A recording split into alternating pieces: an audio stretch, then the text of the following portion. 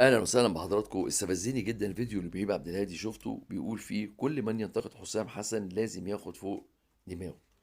طب انت معظم البرامج بتاعتك واللقاءات بتاعتك كلها نقد للاجهزه الفنيه والمديرين، وكنت بتستضيف حسام حسن خصوصا يقطع في المنتخب مع فيتوريا واللعيبه في منتخب مصر. معنى كده ان انت بتشجع على النقد، يبقى انت تاخد فوق دماغك.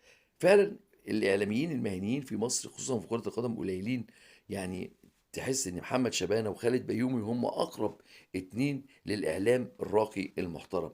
اما الاعلام اللي بالطريقه دي، اللي هو اعلام العلاقات والمصالح، علشان كابتن حسام عينك المتحدث الاعلامي لمنتخب مصر في فتره تواجده لتولي تدريب منتخب مصر، فانت طبعا بتطلع تدافع عنه باستماتة عشان تحافظ على مركزك مش على منتخب مصر. للعلم ان النقد ده اول طريقة من طرق تصحيح المسار وتصحيح الاخطاء واظهار العيوب.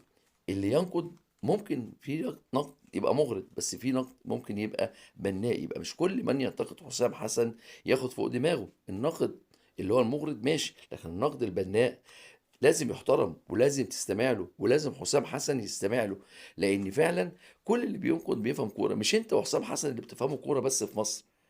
سيب فرصة للناس إنها تعبر عن رأيها طالما رأي محترم، وخلي رأيك أنت على جنب كراجل إعلامي أو كراجل مقدم برامج. تبقى محايد، ما تتحدثش بصفتك المتحدث الإعلامي لمنتخب مصر وخايف على المنصب اللي أنت خدته في تولي حسام حسن فترة تدريب منتخب مصر. شكرا وإلى اللقاء.